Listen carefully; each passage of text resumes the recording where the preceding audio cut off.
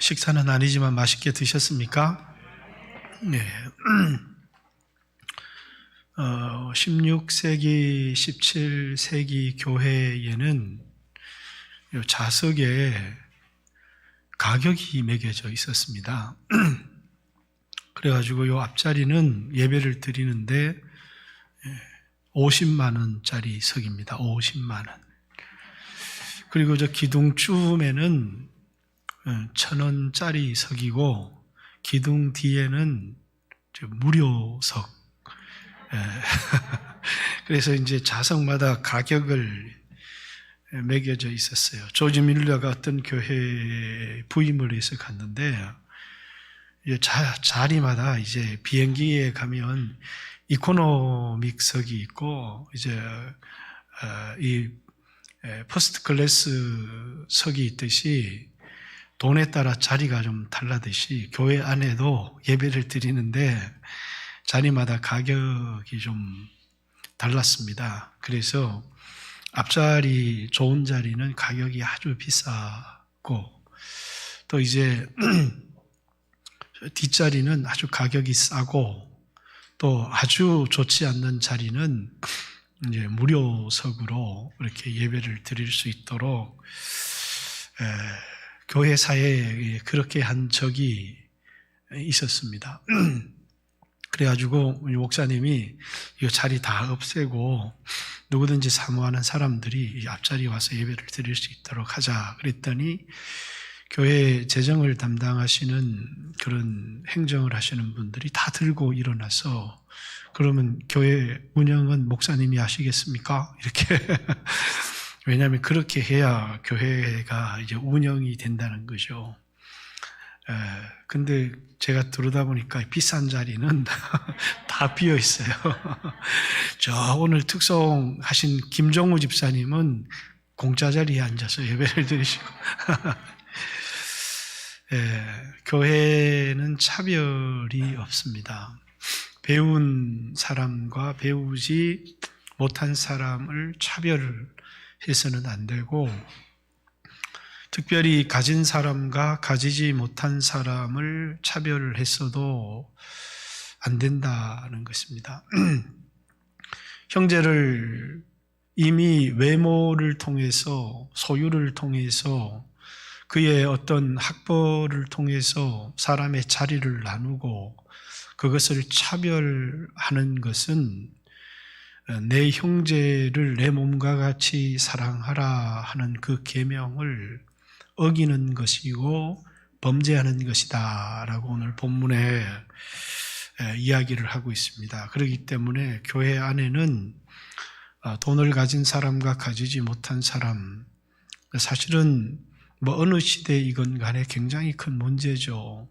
가난한 형제들이 시험에 들기도 하고 고린도 교회 안에도 예배를 드리러 갔는데 성찬을 하는데 미리 와서 부자들은 좋은 자리 방 안에 앉아서 배가 터지도록 배부르게 먹고 그리고 가난한 노예들은 이제 방 밖 마당에서 쫄쫄 굶주리고 그래서 바울도 너희 가운데 이렇게 병든 자가 많고 죽은 자가 많은 것은 너희가 주님의 몸을 함부로 범하기 때문이다. 그래서 성찬을 함께 나누는 형제는 한 몸이 된 것이고 거기에 신분에 따라서 소유에 따라서 학벌에 따라서 교회는 절대 차별이 존재해서는 안 되는 것이다.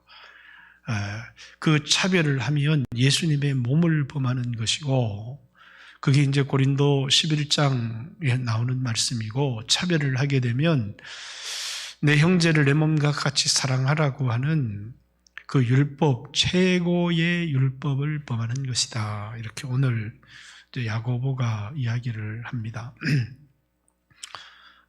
교회 안에는 분명히 차별은 없어야 합니다. 이방인과 유대인의 차별도 없어야 되지만 그러나 제가 얼마 전에 그 영상을 통해서 여러분에게 보여주었지만 교회 안에는 뭐는 있다고요? 구별은 있습니다. 차별과 구별은 근본적으로 다른 것입니다. 구별은 성경에서 거룩입니다. 이스라엘 백성들을 구별했다. 그래서 그들을 거룩하다. 우리가 성경을 읽으면서 거룩하다. 그것은 도덕적으로 흠이 없는 것을 거룩하다 이렇게 생각할지 모르지만 성경은 도덕적 흠이 없는 것을 거룩이라고 말하지 않고 하나님께서 쓰시기 위해서 하나님의 것으로 구별한 것을 거룩하다 이렇게 얘기를 합니다.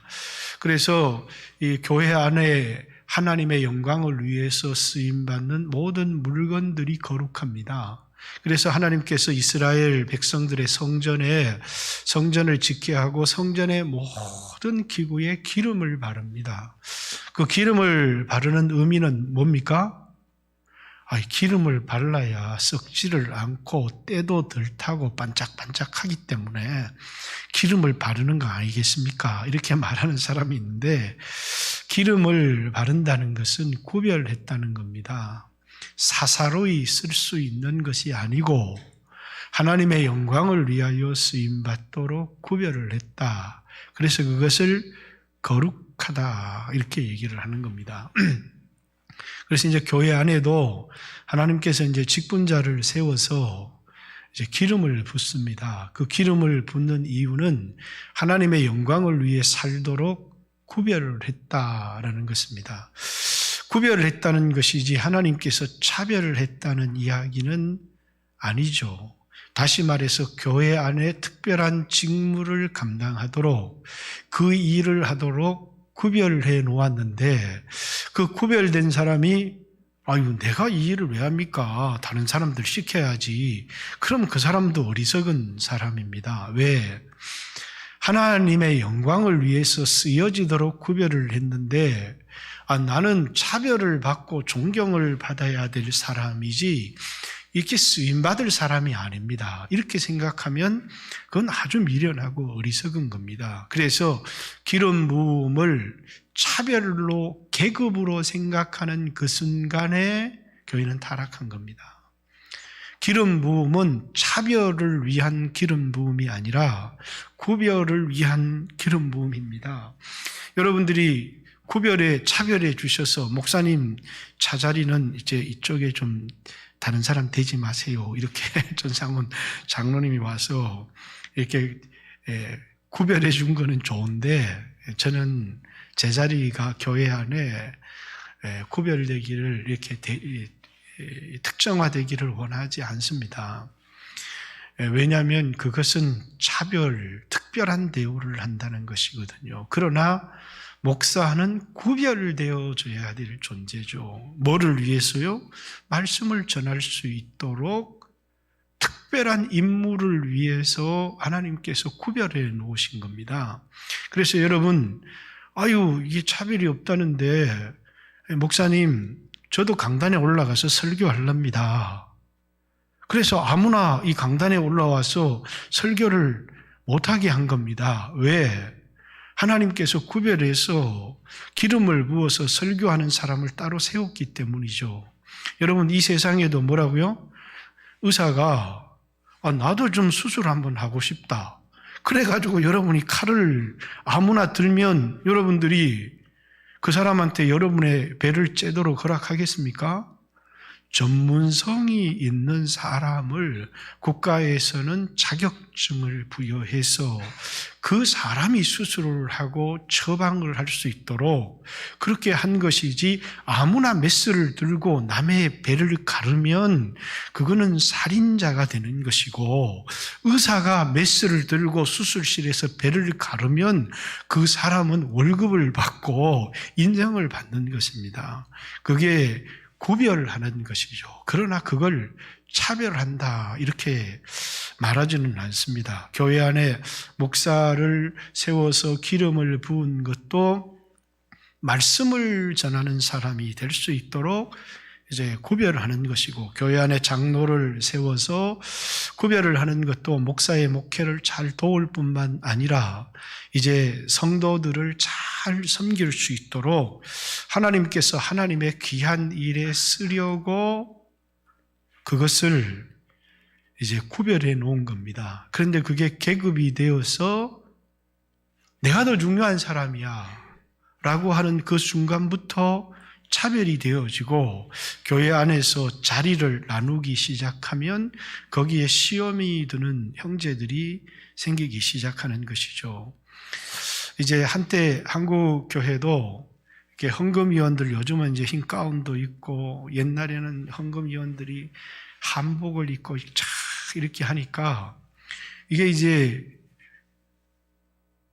아줌마들이 밭에서 일하다가 고시리한 옷을 입고 왔는데 헌금위원들이 막 이렇게 양장을 입기도 하고 또 이렇게 화려한 한복을 입고 이렇게 헌금을 하니까 사람들이 뭡니까?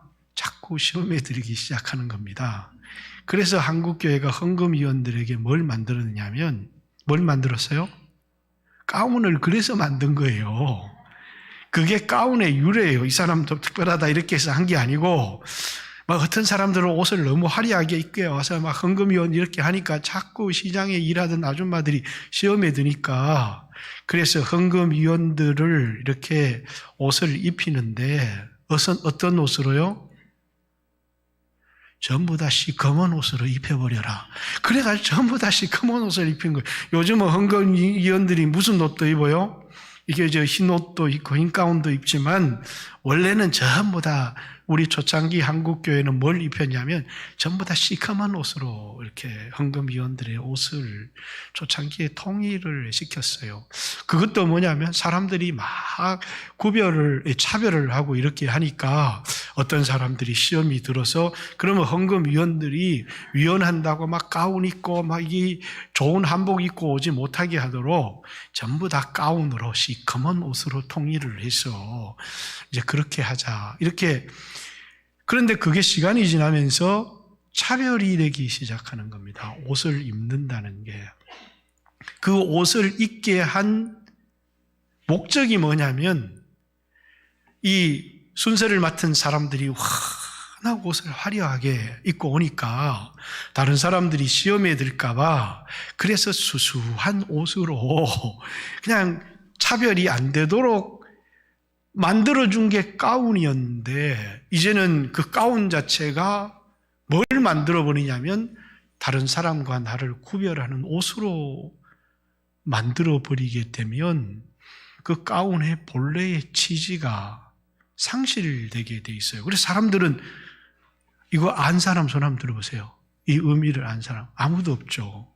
그러니까 지금은 이제 가운을 입는다는 것 자체가 이게 거룩하고 딴 사람하고 구별은 합니다. 헌금위원이다. 이렇게 구별은 하지만 원래는 이제 초창기에 이렇게 헌금위원이나 순서를 맡으면 워낙 옷을 화려하게 입고 와서 그런 것을 방지하기 위해서 교회들에서 이거 가운으로 하자. 그래서 수수한 가운으로 만들자. 이렇게 했는데 그게 시간이 지나다 보니까 가운들이 화려해지기 시작하고 그러면서 그것이 또 다른 차별을 만들어버리는 일들이 일어난 것이죠. 그래서 교회는 이 차별 때문에 형제들을 시험 들게 하는 일이 없어야 된다는 겁니다. 내 형제들아, 영광의 주 곧 우리 주 예수 그리스도에 대한 믿음을 너희가 가졌으니, 너희가 예수 그리스도를 믿는 믿음을 가졌다면 옛날 성경은 사람을 외모로 대하지 말라. 그 말을 절대로 사람을 물질의 부요함과 가난함에 따라서 사람을 차별하지 마라. 그러면서 만일 너희 해당에 예를 듭니다. 금가락지를 끼고 아름다운 옷을 입은 사람이 들어오고 또 남루한 옷을 입은 가난한 사람이 들어올 때에 너희가 아름다운 옷을 입은 자를 눈여겨보고 말하되 여기 좋은 자리에 앉으소서 하고 또 가난한 자에게 말하되 너는 거기 있든지 내 발등상 아래에 앉으라 하면 너희끼리 서로 차별하여 악한 생각으로 판단하는 자가 되는 것이 아니냐. 왜? 옷을 보고 그 사람의 지식의 유무를 보고 그 사람을 판단하는 그것이 너희가 믿음을 가진 사람의 소위 행위로서 합당한 것이냐라고 이렇게 질문을 하고 있습니다. 여러분, 사람은 누구나 세상에서는 외모를 보고 거기 걸맞게 대해 주어야 그 사람도 상처를 입지 않고 관계를 잘할 수 있습니다. 또 사람들도 옷을 자기가 비록 가난한 사람이든 아니면 자기가 좀 어떤 사람이건 간에 그것을 옷을 통해서 커버를 하고 그 외모를 통해서 사람들이 나를 보고 판단하고 인격적으로 대해주기를 원해서 어떤 사람은 옷을 화려하게 입고 그것으로 자신을 커버하는 사람들도 여전히 많이 있습니다. 그런데 교회만큼은 사람을 외모로, 옷으로, 소유로, 배운 지식으로 보아서는 안 되고 그 사람의 영혼으로 보아야 된다. 이렇게 이야기를 합니다. 교회에 어떤 사람이 벤츠를 몰고 들어갔더니 목사님이 쫓아나와서 너무 이렇게 그 사람은 벤츠를 몰고 교회 가서 대접을 받으려고 간 게 아니고 많은 소유를 가지고 있고 좋은 옷도 입었지만 영혼이 너무너무 공고해서 하나님의 말씀을 듣고 치유를 받기를 위해서 갈급한 마음으로 교회를 갔는데 그는 병자요. 그는 치료받아야 할 사람인데 목사가 그 사람의 심령을, 병든 심령을 보고 복음을 전해서 그 사람을 치유해야 될 텐데 그 사람의 갈급한 심령을 보지 않고 그 사람의 차를 보았습니다. 그 순간에 뭡니까? 그에게 말씀을 전하고 복음을 전하고 그를 치유해야 될 사명보다는 뭡니까? 어떻게 이 사람을 잘 대접해서 이 교회에 정착하게 하고 또 이 사람이 많은 헌금을 해서 교회를 유익하게 할까라고 생각한다면 그 부자의 생각이 어떠하겠느냐는 겁니다. 자기는 뭡니까? 치료를 받으러 온 겁니다. 의사가 환자가 병원에 오면 그 사람의 신분을 보거나 그 사람의 학식을 보고 이 사람은 이렇게 치료해야 되겠다. 달리 대하지 않습니다. 의사는 그 사람이 누구이든지 그 사람의 병을 볼 뿐이죠. 그래서 병을 잘 치료해주는 의사가 좋은 의사지 그 사람의 신분을 보고 아이고 이렇게 훌륭한 분이 저희 병원에 찾아주셔서 감사합니다. 이렇게 대접하는 의사가 결코 좋은 의사가 아니라는 겁니다.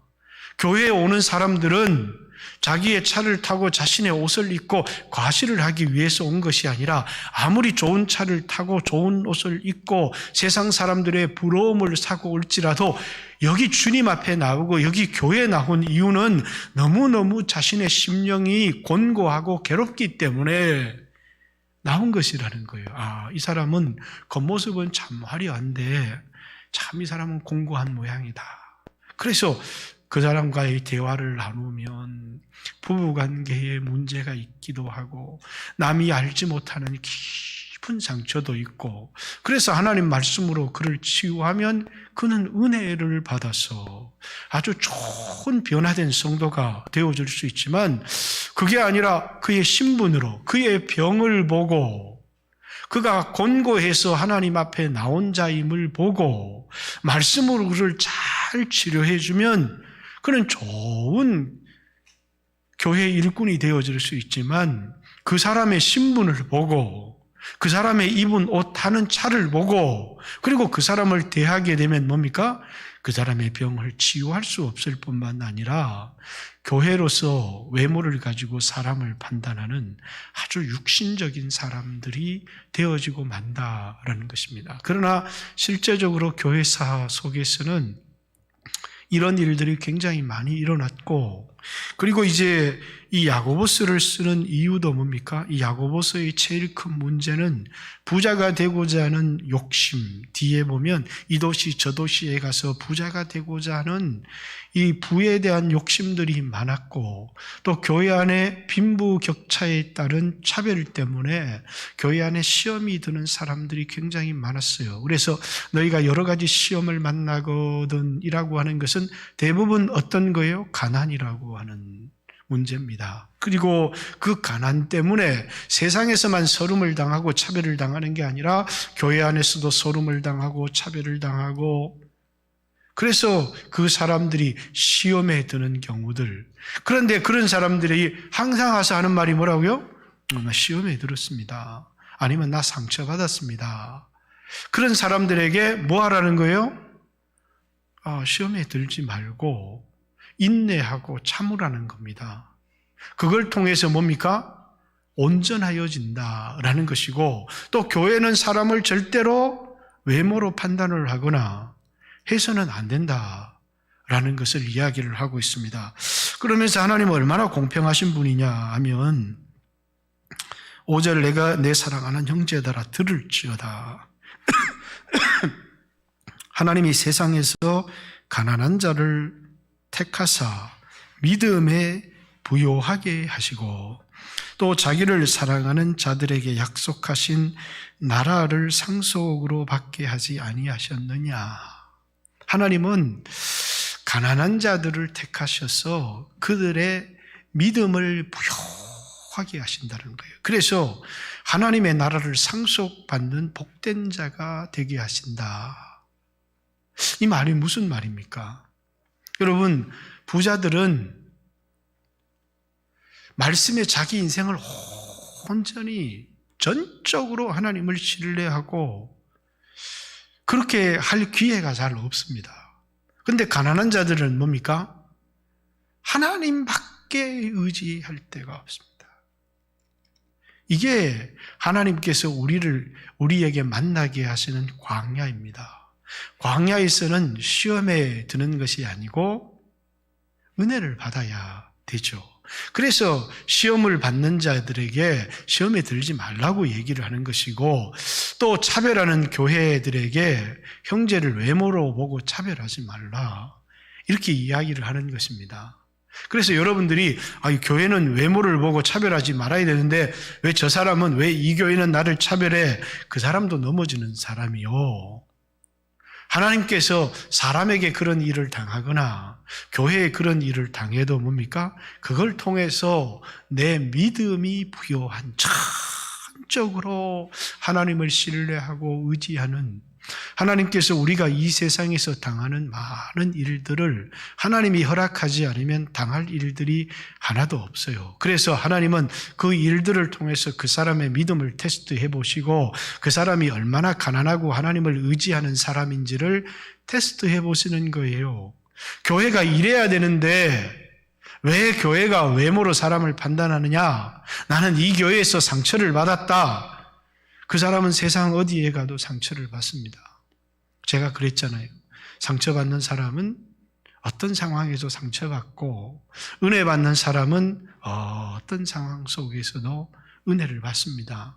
하나님, 우리가 이 세상에서 가난하게도 하시고 병들게도 하시고 사람들에게 멸시와 천대도 당하게 하십니다. 하나님이 허락하시면 그런 일들은 우리는 당합니다. 애굽에서 노예 생활을 하기도 하고 광야에서 굶주리기도 합니다. 그러나 이런 가난한 삶을 통해서 전적으로 하나님을 신뢰하는 믿음에 부요한 사람을 만들어 가시는 하나님의 과정이라는 것입니다. 그래서 우리는 가난한 사람들을 바라보면서 저 사람은 하나님 축복을 못 받은 사람이다, 이렇게 생각하는 게 아니라 그 사람이 믿음으로 정말 부요한 사람일 수 있다라고 생각해야 합니다. 가난해도 사람에게 멸시도 받으면서 하나님도 의지하지 않는다. 그럼 그 어리석은 사람이죠. 그러나 여러분이 가난하지만 그것 때문에 사람들에게 멸시도 받고 천대도 받지만 전적으로 하나님 가까이 나가서 하나님을 의지하는 사람이 되어진다면 그가 받은 가난과 그가 사람들에게 받은 차별과 멸시는 그의 삶에 너무나 좋은 기회가 되고 계기가 되어지는 것입니다. 목사도 교회 안에서 목회를 하다 보면 어려움들이 있습니다. 좋은 일만 있으면 목회하기 너무나 편할 것 같지만 많은 어려움들을 당하면서 겸손해지고 기도도 하게 되고, 그러면서 뭡니까? 자기의 신앙이 부요하게 된다는 겁니다. 만약에 나는 이래서 목회를 못하겠어, 난 저 사람 때문에 목회를 못하겠어, 나는 이런 상황이기 때문에 못하겠어, 그런 것을 다 이야기를 한다면 목회를 할 수 있는 사람이 아무도 없고, 여러분이 이 세상에서 나는 이 교회는 이렇게 시험이 들고 나는 저기 가서는 저렇게 시험이 들고, 그래서 수십 개 교회를 떠돌아 다니면서 이 세상에 정말 교회다운 교회는 하나도 없나 보다 하는 사람은 이 세상에 교회다운 교회가 하나도 없는 게 아니고 그 사람이 참된 사람이 되지를 못하는 겁니다. 여러분, 성경에 위대한 인물들 있죠? 그죠? 위대한 인물들이 있습니다. 이 위대한 인물 중에 약점이 없는 사람, 성경에서 한 사람만 대보세요. 완벽한 사람. 한 명도 없어요. 이 사람은 이런 약점 때문에 하나님 이런 사람 쓸 리가 없어. 그렇지를 않아요. 하나님 약점을 가진 사람을 그대로 붙들고 쓰시는 겁니다. 다윗, 살인자입니다. 여자를 얼마나 좋아했는지, 얼마나 많은 마누라를 두었는지 모릅니다. 하물며 남의 마누라까지 빼앗아서, 그런데 하나님이 그를 얼마나 귀하게 쓰셨는지 모릅니다. 여러분, 우리나라 조용기 목사님 세계적인 목사입니다. 어느 날 택시를 탔더니 택시 기사가 이렇게 얘기합시다. 저기 무슨 목사냐고, 도둑놈이지. 그래요. 아니, 믿지도 않는 자기 아들에게 신문사를 물려주고 수백억 수천억을 물려주고, 얘기를 들어보면 나쁜 놈이죠. 그런데 그에게 허물이 있습니다. 약점이 있습니다. 그럼 하나님이 안 쓰셨습니까? 아니거든요. 여러분에게 약점이 없습니까? 약점이 있음에도 불구하고 하나님이 나를 붙들고 써주시니 은혜인 겁니다. 내가 완벽한 사람이어서 하나님께 쓰임받는다. 그러면 쓰임받을 사람이 아무도 없어요. 하나님은 가난한 사람도 쓰시고, 하나님 부유한 사람도 하나님이 쓰십니다. 좀 부족한 사람도 하나님 손에 붙들려서 귀하게 쓰이기도 하지만, 성경에 역대기에 쓰임받을 왕들을 읽어봐도 어떤 한 왕도 약점이 없는 왕은 한 명도 없어요. 근데 가끔씩 저는 성도들의 얘기를 들으면 저 목사는 그게 문제라서 하나님 저런 사람 쓸 리가 없어, 이렇게 말하는 사람들이 있어요. 저는 그렇게 생각하지 않습니다. 그분은 그런 약점이 있구나. 그렇지만 하나님께서 참 저런 약점이 있는 사람을 붙들고 쓰시니, 만약에 그 사람이 약점이 없고 너무 완벽해서 하나님 정말 쓰임받는 사람이 되었다, 그럼 그 사람이 영광을 받아야죠. 그런데 하나님이 너무나 약점이 많은 나 같은 목사를 들어서도 쓰시니 영광은 하나님이 받으시는 것 아닙니까? 여러분들도 마찬가지입니다. 여러분들이 약점이 없다고 하나님이 여러분을 쓰는 것도 아니고, 약점이 있다고 하나님이 여러분을 쓰시지 않는 것도 아닙니다. 어떤 한 목사님이 군대에서 학사 장교셨는데, 이제 군대에서 훈련을 받으면서 자기가 섬겼던 상관이 너무 믿음이 좋다는 겁니다. 그래가지고 나와서 목사가 되고도 늘 그분과 연락을 하고 지냈는데, 그분이 믿음이 너무너무 좋아서 항상 그분이 하시는 말씀이, 나는 하나님이 올려주시는 데까지만 나는 승진을 한다. 그래서 나중에 보니 그분이 준장도 되고 소장도 됐더라는 겁니다. 그런데 항상 그분에 대하여 표현할 때 너무너무 술을 많이 드시는 믿음이 좋은 장로님이라고 그렇게 얘기를 해요. 술은 너무 많이 드시는데 자기가 보니까 믿음은 너무너무 좋더라는 겁니다. 어떤 사람이 무슨 장로가 술을 먹어? 이렇게 생각할 수 있지만 그런 약점이 있는데도 하나님이 들어서 귀하게 쓰시는 겁니다. 자기 인생에 정말 존경할 만한 장로님이더라, 이렇게 이야기하는 얘기를 들어본 적이 있어요. 그렇다고 여러분이 술 먹고 그렇게 하라는 얘기가 아닙니다. 우리 인간은 누구나 다 뭡니까? 어떤 사람에게는 숨겨진 약점이 있고 어떤 사람에게는 드러난 약점이 있어요. 그런데 사람들은 그 사람의 약점을 공격합니다. 하나님이 우리에게 율법을 이렇게 주신 이유가 있어요. 율법은 거울입니다. 구원을 받으라고 준 것이 아니고 뭐라고요? 율법을 읽으면서 내 죄를 찾아내라고, 나를 진단하라고 준 겁니다. 그래서 이 율법을 읽으면서 나는 죄인이구나.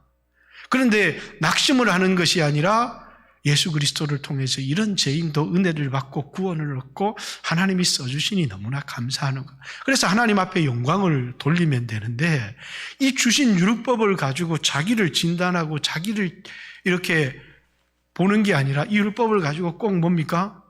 뭐 저게 무슨 교회 집사야, 이렇게 얘기를 한다는 거예요. 왜? 그것은 남을 정죄하라고 준 율법이 아닙니다. 그 율법은 뭐라고요? 자기를 진단하라고 준 율법입니다. 그런데 꼭 그 율법을 가지고 내가 죄인이구나 라는 것을 깨닫고 예수님 앞에 나가서 주여 나는 죄인입니다, 예수님의 은혜가 없이는 구원을 얻을 수도 없고, 그리고 구원을 얻고 나서도 계속 넘어지고 실수하고 실패합니다. 그런데도 하나님이 이런 부족한 사람을 들어서 써주시니 너무너무 감사합니다. 그래서 오늘 나의 나된 것은 다 하나님의 은혜지요, 이런 사람이 되라고. 그래서 우리가 완벽한 사람이 되어지는 것도 중요하지만 뭐가 중요하다는 거예요? 나를 용서할 줄 알고. 사람들은 예수 믿으면 첫째 자기를 용서를 안 해요. 그러니까 확신이 없어요. 주님이 나를 돕고 나를 사랑한다는 것. 첫 번째는요, 복음은 자기 용서입니다. 뭐라고요? 자기를 용서하라고요. 그런데 내가 결심했어. 이젠 담배를 안 피울 거야. 근데 이게 내 결심대로 안 돼요. 내 마음이 나를 다스리지를 못해요. 그러다 보니까 넘어지고 실패하는데, 그때 뭡니까? 주님은 용서하마 이렇게 얘기하는데, 네 같은 게 무슨 집사야? 그러면서 자기가 자기를 용서하지를 않아요. 하나님 앞에 나가지를 않거든요. 복음은, 율법은 자기를 진단하라고 준 법이요, 복음은 첫째 자기를 용서하라고 준 법이에요. 누구를 용서하라고요? 자기를 용납하고 자기를 용서하라고 준 법이에요. 율법을 가지고 다른 사람을 정죄하면 안 된다는 것입니다. 율법은 자기를 비추는 거울이고 복음은 자기를 용서하는 하나님의 은혜예요. 근데 여기 이제 내 형제를 사랑하라고 하는 최고의 율법으로 너희가 형제를 차별하면 그 율법을 범하는 것이 아니냐, 그러면서 여기서 하고 싶어 하는 말이 뭐냐면 형제에 대한 용납이에요. 네가 자기를 복음으로 용납한 것처럼 다른 사람, 가난한 사람도, 흠이 있는 사람도 뭐 하라는 거예요? 용납하고 받아들이라는 거예요. 그것이 뭡니까? 예수 그리스도를 믿는 믿음을 가졌으니까 뭐 하라는 겁니까? 형제를 외모로, 그 약점을 보고 형제를 판단하지 말고 그 형제를 받으라는 것입니다. 그래서 마지막 구절에 이제 부자들의 아주 부정적인 이야기도 하죠. 아마 이 야고보 교회는 부자들에 대한 어떤, 부자들도 믿음이 좋고 하나님 앞에 쓰임받는 사람들이 얼마나 많습니까? 8절에 너희가 만일 성경에 기록된 대로 내 이웃 사랑하기를 내 몸과 같이 하라 하신 최고의 법을 지키면 잘하는 것이거니와. 이것이 율법이 아니고 이게 복음이에요. 만일 너희가 사람을 차별하여 대하면 죄를 짓는 것이니 율법이 너희를 범법자로 정죄하느니라. 누구든지 온 율법을 지키다가 그 하나를 범하면 모두 범한 자가 되나니 간음하지 말라 하시니가 또한 살인하지 말라 하셨은즉 내가 비록 간음하지 아니하였어도 살인하면 율법을 범한 자가 되느니라. 너희는 자유의 율법대로, 복음입니다. 자유의 율법. 하나님이 율법은 우리를 정죄하는 법이지만 그 율법의 정죄에서 복음이 우리를 자유롭게 했어요.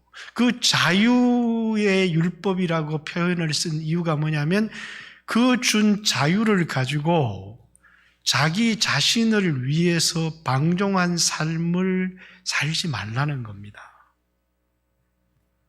하나님이 우리를 자유롭게 해 주었는데, 그런데 그 자유를 가지고 뭐 하라고요? 육체의 쾌락대로 아무렇게나 살지 말라는 겁니다. 자, 율법 아래 갇혀 있었던 사람들은 이 복음이 우리에게 주는 자유의 소중함이 압니다. 그래서 예수를 믿고 나서도 함부로 살지를 않습니다.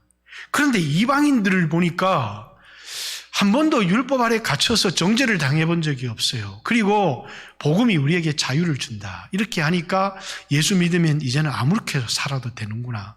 그러면서 막 살면서 남은 또 억수로 말씀으로 정죄하더라는 겁니다.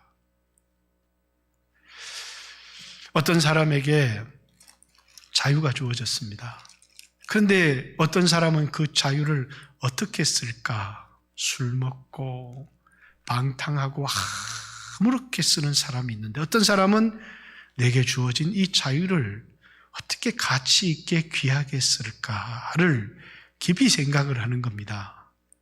이 자유가 어떻게 나에게 주어진 줄을 아는 사람은 자유라고 해서 자기중심적으로 함부로 쓰지 않고 내게 주어진 그 자유를 값지게, 그래서 갈라디아서 6장의 말씀처럼 너희에게 이제는 다시는 율법의 종이 되지 말라고 하셨다가 너희에게 주어진 자유로 육신의 기회를 삼지 말고 형제의 종이 되라, 이렇게 얘기를 합니다. 왜? 그것이 우리에게 주어진 자유를 귀하고 값지게 사용하는 방식입니다. 예전에 우리 이중표 목사님 돌아가셨죠. 그분이 교도소 선교를 하면서, 요즘은 한국에 사형이 거의 없어졌는데 사형수 2사람이 있었다고 합니다. 옛날에 사형수는 이제 사형을 앞두고 자신의 몸을 팔 수 있었대요. 그때 돈으로 10몇만 원을 받았다는 것입니다. 이제 자기가 사형을 당하면 그 몸을 이제 병원 해부용으로 팔기도 하고, 어떤 사람은 그 장기를 팔기도 하고, 이렇게 해서 자신의 몸을 팔 수가 있었다는 겁니다. 그래서 교도관이 와서 당신의 몸 팔겠느냐. 그래서 2사람 다 이제 사형을 당할 사람이 자신의 몸을 팔았다는 겁니다. 한 사람은 그 판 돈으로 뭘 했겠습니까? 소고기나 먹자.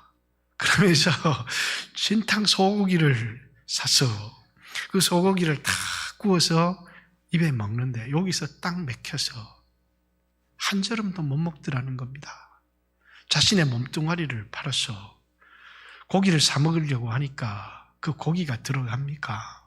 그런데 한 사람은 그 돈을 손에 쥐고 곰곰이 생각하더라는 거예요.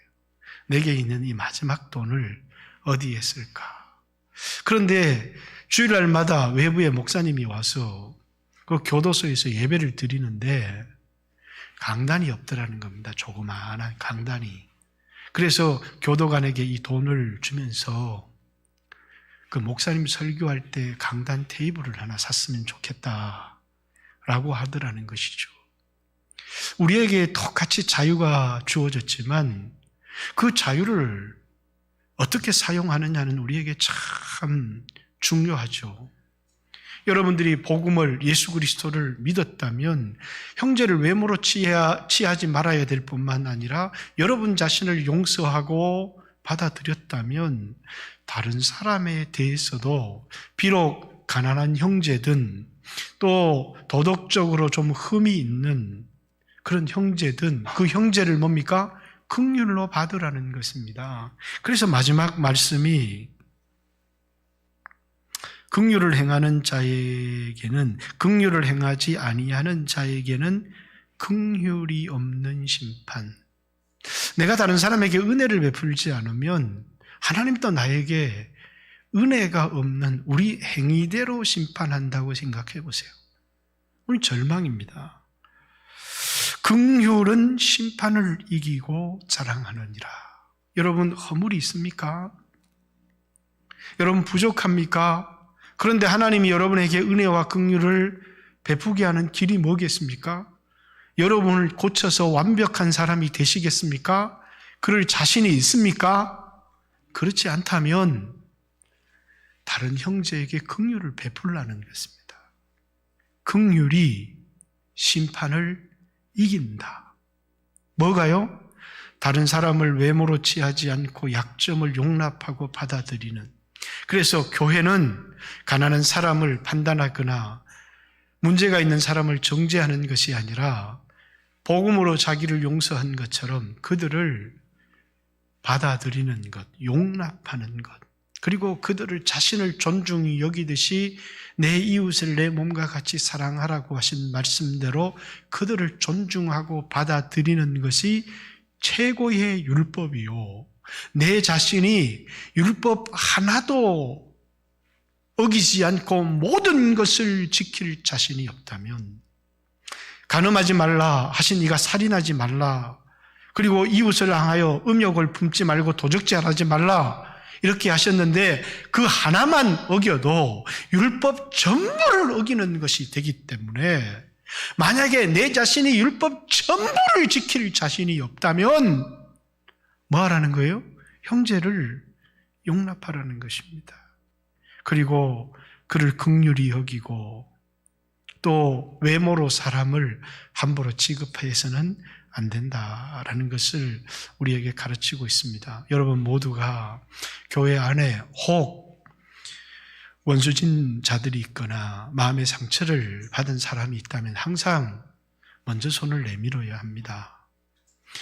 말씀으로 나를 정죄할 수는 있어도 다른 사람을 정죄하는 일은 우리가 약하다 보니까 함부로 말이 나올 때도 있지만, 그러나 항상 기도 앞에 서면 하나님 내가 잘못했습니다, 돌이킬 줄 아는 사람이 되어지고 손을 내밀 줄 아는 그런 사람이 되어지고, 긍휼이 없는 심판을 당하는 사람이 아니라 긍휼로 내가 받아야 될 심판을 이기는 성도들이 되시기를 주님의 이름으로 축복합니다. 한 2, 3분 정도만 주여 하신 후에 하나님 앞에 기도합니다. 기도드리겠습니다. 주여.